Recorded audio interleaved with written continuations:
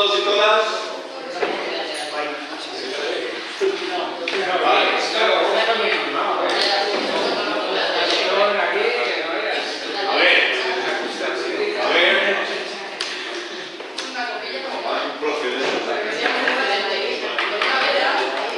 A ver, retomamos la dación en pago. Retomamos. A ver. Silencio en la sala.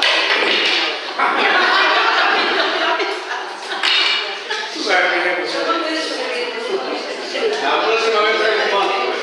Un mazo.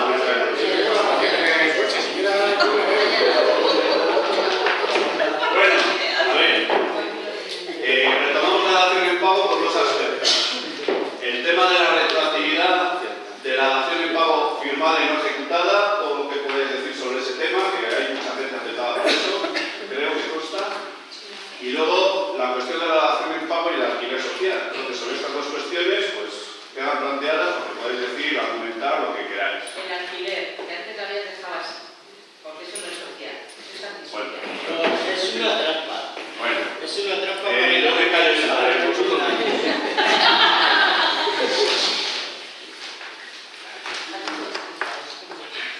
Alquiler. Con el tema del alquiler nosotros tenemos un problema desde el punto de vista jurídico a la vista, que hemos dicho alguien que tenga que poder abordarlo, es el tema del vencimiento a meses vista ya de los alquileres que se han firmado después de las donaciones. Al margen de evaluaciones, todos coincidimos en que no son sociales, porque ha habido donaciones, se han quedado con lo que se ha pagado, se quedan con la vivienda y los precios que se pactan. Pero tenemos que evitar llamarlo social, porque se confunde el término y se mete lo público con lo privado. A eso iba. Una de las cosas que tenemos que hacer es modificar el discurso porque no hay alquileres sociales. O sea, no hay un solo alquiler social porque se han quedado con lo que se ha pagado, se han quedado con la vivienda y se han firmado alquileres precarios porque, una, son precios de mercado y dos, se puede mirar claramente la relación entre inquilino y banco porque, como me dijeron en dos ocasiones altos dirigentes, esto es negocio y mañana podemos deshacernos de esa realidad y, bueno, entonces hay problemas que además de ser sociales tienen un componente político y una inseguridad vital y jurídica más que notable, ¿no? Entonces ahí a nosotros, de momento, lo que es el colectivo de Madrid, que tiene un porcentaje de alquileres en esas condiciones ya bastante notable, Madrid. Luego hay otras realidades que tienen otros contenidos, pero nosotros traemos en cuanto nos afecta eso y empieza a ser una cuestión de carácter estratégico, ¿no? Entonces ahí hay algo que habría que cambiar en el discurso y habría que tratar de anticipar de cara a las posibles consecuencias. Bien, es cierto que tenemos realidades de negociación de esos alquileres a la baja, pero no generan mayor seguridad vital y mayor seguridad jurídica el hecho de que de momento esa relación se vaya adaptando en los casos que conocemos, porque es posible que haya casos en los que nos haya adecuado y no los conozcamos, que ese es el problema, uno de los problemas que tenemos. Pero que luego dentro de nuestra cartera, por decirlo de una manera, de responsabilidad, que no es una cartera de clip, es una cartera de responsabilidad, esa problemática la tenemos pendiente de resolver con tiempo de cara a conseguir esa cuestión. Y yo respecto del tema de la interpretación de lo que es la dación en pago con carácter retroactivo, me reconozco absolutamente incapaz de comprenderla en los términos en los que se está planteando, pero en los términos en los que está traspuesto aquí, pues igual hay una serie de posibilidades que alguno de vosotros tendría con seguridad más recursos para poder aclarar. Sobre el tema de los alquileres, es que me salen fluidos, pero no me siento de acuerdo cuando oigo hablar de esto. Pues claro, hablar de alquileres es haber aceptado ya que te van a quitar la casa, de alguna manera. Entonces, me parece que es de justicia que ante esta crisis las personas, en un estado de estos que no existen, justos, las personas deberían conservar sus casas por unas medidas o por otras. Y que la lucha tenía que haber sido por esto. Entonces, ya ni me planteo hablar de alquileres. pobres. La lucha debería ser por conservar la vivienda. Entonces, hay un caso que yo utilizo como ejemplo, pero no es ni mucho menos único, no es demasiado numeroso, por desgracia, pero no es único, en que cuando ni se hablaba de utilizaciones, ni cláusulas abusivas, ni de nada, a las bravas se quedó con su casa y se quitó la deuda de encima. Y con el apoyo de la plataforma, que fue el primer caso en que se paró un desahucio, que es el cerca de, bueno, es allí de donde vivo yo, bueno, pues el señor simplemente con la fuerza de la gente impidió que le echaran de su casa. Y ahí sigue. La casa es propiedad de Cataluña Banc, pero la posesión la tiene él. Y de ahí no van a poder echar. Entonces, si eso era posible, si siempre fue posible conservar tu vivienda, y no había ni, ya digo, ni cláusulas abusivas, ni utilizaciones, ni etcétera, etcétera, ¿por qué tenemos que hablar de, por qué tenemos que resignarnos o por qué le tenemos que transmitir a la gente el discurso de la resignación y hablarle y darle el premio de consolación de, bueno, te quitan la casa, te roban, te expolian, pero mira, dentro de lo malo no son tan malos y te dejan que te quedes allí unos añitos y alquiler. Pues yo creo que lo que haría es que ya de plano rechazar eso y pensar en, no, tienes que conservar tu casa. Esa debe ser la meta. ¿Y de un medio o de otro? Nosotros siempre en el mismo plano, José Ángel. Hemos rescatado en 4 años todas las casas y los únicos casos que nos han venido ya con el procedimiento en fase de desahucio, tenemos un caso del 2012, marzo del 2012, que nos vino con un desahucio. Paramos 4. Siguen en la casa, que va a hacer en el 2016, marzo, 4 años. Nos han vuelto a atrever a señalar el desahucio. Este es Rebeca Cucharán. No hemos firmado una sola orden de pago. Nosotros no hablamos de alquiler social. No hemos firmado un solo alquiler y toda nuestra gente duerme en sus casas, que es lo que hay que crear, un caldo de esperanza de que no hay ninguna lucha que se pierde. Entonces, si es posible que una plataforma, que no contamos con profesionales del derecho, que hacemos nosotros entre nosotros mismos los escritos, que cuando contamos con profesionales, son profesionales que muchas veces, muchos hacen auténticos esfuerzos porque no conocen ese ámbito del derecho y se sienten realmente inclusive mal con ellos mismos de que no saben qué hacer. Aún así, no hemos firmado un solo alquiler porque no defendemos. Nosotros a eso le llamamos alquiler antisocial. Y no ofertamos. Es más, nos ha llegado ahora, hace poco, en verano, un caso de una familia que ya se había salido de la casa, ha vuelto a entrar, cosa que nosotros no hemos defendido la ocupación como solución. No estamos en contra, sino que la solución es conservar nuestro patrimonio y el patrimonio público y privado de este país. Que no haya un expolio, porque están comprando el país. Entonces, primero, lo que he dicho a Luis, lo que comentamos, la terminología es fundamental para no confundir qué es alquiler público y qué es alquiler social. Igual que defendemos la sanidad, la educación, los servicios sociales, la vivienda no se puede definir de la banca privada que eso sea alquiler social, habiendo hecho un expolio. Además, y que lo privado no es social. No confundamos, porque se ha hecho ese discurso que ha calado. Entonces nosotros, aquellos que siguen en sus casas, no hemos firmado ni un alquiler porque no estamos dispuestos a darle a la banca un solo céntimo de euro, y aún así, ese caso que nos llegó con desahucios y todos los que nos han llegado, seguimos exigiendo que la vivienda le corresponde a esa familia o a ese ciudadano. Y seguimos pleiteando en el juzgado, tenemos los casos vivos, porque consideramos que mientras un procedimiento judicial está vivo, hay solución. Y además, lanzar a la gente a ese discurso del fatalismo y de la desesperación, entonces, en fin, no hay solución. Condenamos a la gente a que haga cosas que no debe de hacer porque creemos que sí hay soluciones y que además es posible la solución, jurídica y política. Totalmente de acuerdo. Sobre el tema de la dación pago retroactiva, y empiezo apoyándome en el programa electoral de Podemos, no por nada, pero empieza sobre este tema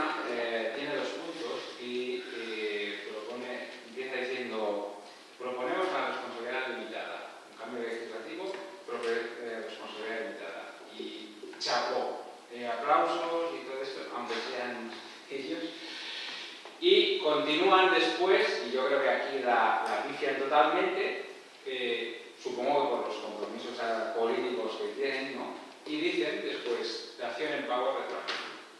Y yo le digo, ¿y por qué no pides la responsabilidad limitada también retroactiva? ¿No? O sea, aquí lo importante es la responsabilidad.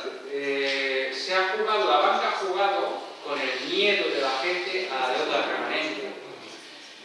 Y en lugar de exigir la responsabilidad limitada, que además es lo lógico, ¿no? Porque es de suyo de una hipoteca. Porque si si la responsabilidad es ilimitada, eso no es una hipoteca, eso es otra cosa.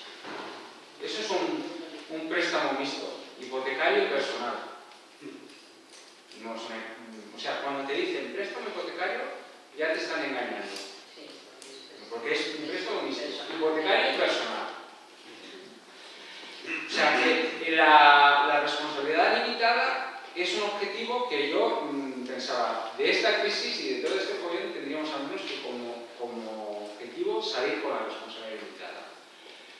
Y salir para el futuro, pero yo creo que para atrás, relativamente, tendría que ser un objetivo. Y claro, si tienes la responsabilidad limitada, ¿para qué quieres la dación en pago? Ya no la necesito. Porque si yo tuviera la responsabilidad limitada, ¿qué prisa tengo en perder la casa? Ninguna. Si me la van a quitar, por lo menos que me ejecuten y que se pasen todos esos años en el juzgado y que pasen el calvario de la ejecución hipotecaria, y si tengo suerte o tengo un buen juez, a lo mejor ni consiguen pasar todos esos obstáculos, ¿no? O sea que yo creo que el objetivo claramente es la responsabilidad limitada, no la dación en pago. Y claro, responsabilidad limitada retroactiva. Si por una modificación legal no puede ser retroactiva, yo creo que lo podemos reconducir al tema de las cláusulas abusivas. Yo considero, o sea, yo cuando llega la ejecución complementaria, a continuación, siempre hago esta cláusula. O sea, esto es lo fundamental. Cláusula de responsabilidad limitada es cláusula abusiva. La ley hipotecaria permitía las dos opciones, responsabilidad limitada y limitada. Usted, banco, porque se le conviene la otra, le ha puesto la ilimitada, ni ha informado a la otra parte, ni le da opción, ni nada de nada, ¿no? La otra parte simplemente ha asignado. Para mí es una cláusula abusiva de cajón. Entonces, por ahí habría que ir. Yo estoy de acuerdo con José Ángel y además que es diáfano, vamos. O sea, por ejemplo, la Caixa tiene, lo demás son préstamos hipotecarios, que tiene el famoso de crédito abierto con garantía hipotecaria. Lo que tú dices, crédito abierto, que es la hipoteca abierta. Crédito abierto con garantía hipotecaria, ya está. Responsabilidad limitada, porque lo que tú dices, si es ilimitada, sería con garantía hipotecaria y personal. Sería un crédito mixto, lo que tú dices, mixto. Porque ese con garantía hipotecaria se refiere solamente a que respondes de esa deuda pues con el bien que garantiza la deuda. No con eso y las acciones que tienes y el fondo de no sé qué. Es lo que es un engaño. Porque sería un préstamo mixto, en todo un crédito mixto. En cuanto al remanente que queda en la hipoteca, que puede quedar por costas, por lo que sea, bueno, pues he intentado dar una solución a eso con la ley de segunda oportunidad. Pasa que es una ley a la española, una ley malísima, y una ley que en realidad no soluciona nada. Es decir, el otro día tuvimos una jornada nosotros y una compañera decía, ¿no? En Estados Unidos han presentado 2 millones de solicitudes para la ley del olvido, la segunda oportunidad, como he dicho. En Francia son 30.000 o 50.000 y en España 800. Es una ley que es imposible. Para que os hagáis una idea, establece un registro público de gente que se ha acogido a la ley de segunda oportunidad. Es decir, parece un oxímoron, ¿no? Segunda oportunidad, registro público, donde no se puede consultar todo el mundo, pero sí los acreedores. Los acreedores son los bancos, no vas a o sea, hay un artículo específico que dice, es una modificación de la ley concursal, que dice que después de una ejecución hipotecaria, el remanente que quede se puede someter al plan de pagos que establece la ley de segunda oportunidad, y si de 5 años ha sido bueno y no te ha tocado la lotería, pues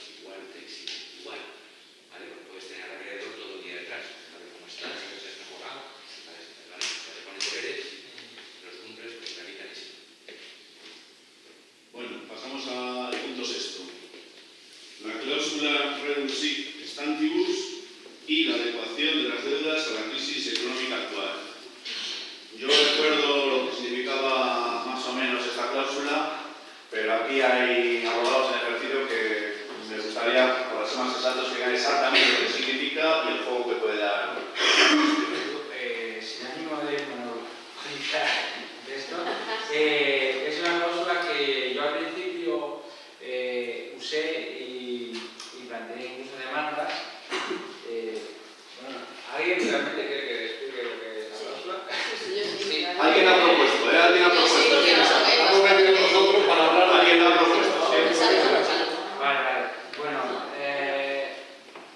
dicho, a ver, explicado muy llanamente. Lo que quiere decir es que en contratos de larga duración, como los hipotecarios, dado que las circunstancias económicas pueden cambiar, puede resultar que aquellas condiciones que se pactaron al inicio son inasumibles en un momento determinado y por tanto hay que modificar esas condiciones.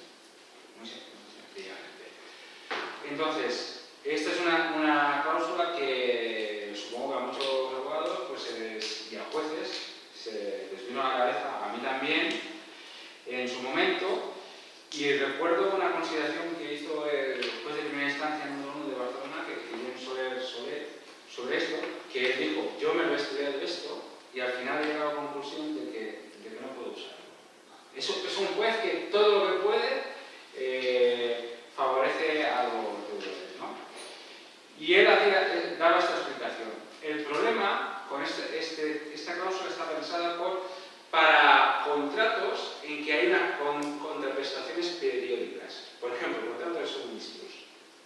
O sea, nosotros pactamos unas condiciones en el año 2000 y estamos en el año 2015, las condiciones han cambiado y las condiciones son asumibles. Pero resulta que yo estoy prestando ahora y tú me estás pagando ahora. Dice, el problema es que en los préstamos el banco hizo su prestación al inicio, ya la hizo. Y él decía que por ese motivo consideraba que no le solucionaba nada y que no lo podía aplicar. Yo no digo que no se pueda aplicar y que se investiga, si se busca, pero es la labor del investigador, eso está claro. Y si publicas, pues no puedas llegar a conseguir usarla. Yo la dejé de lado por una razón muy sencilla y muy positiva, es que como cada vez tenías más herramientas y más cosas que podías hacer, y esta me había topado con un muro que me tapaba, me focalizaba, digo, pues oye, me dedico a otras cosas que sí me funcionan y la dejé olvidada.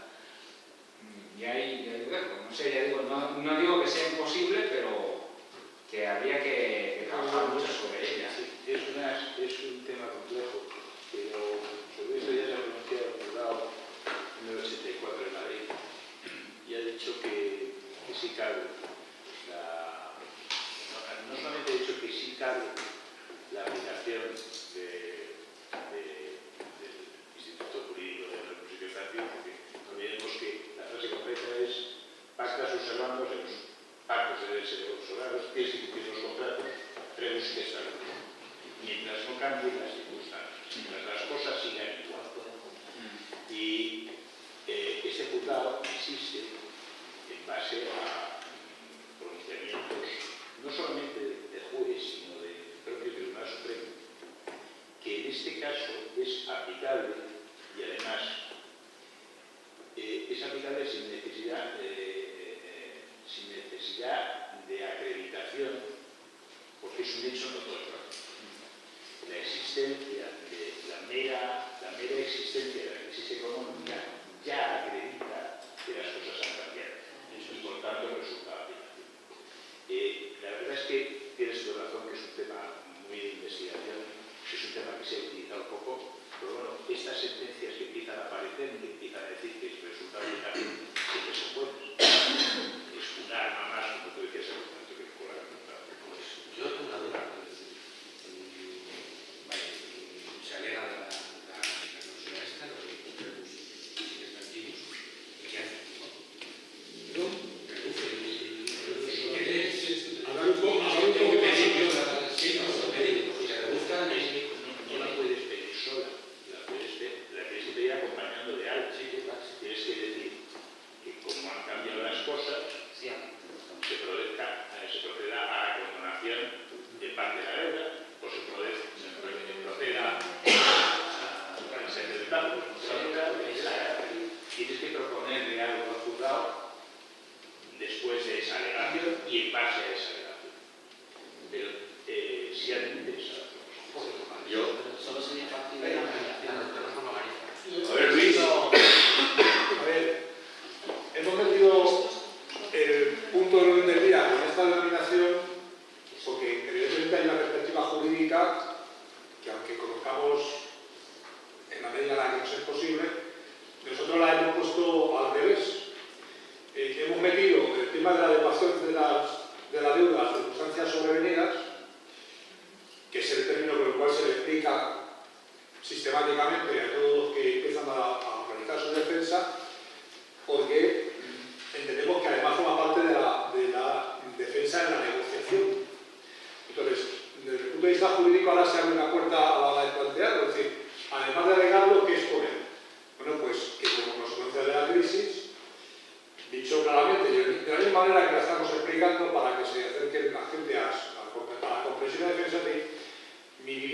vale lo que vale.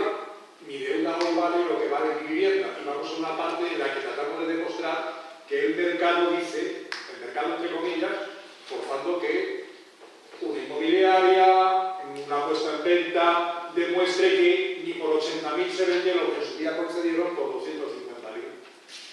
Y poner en relación esa situación actual con la reclamación que se hace o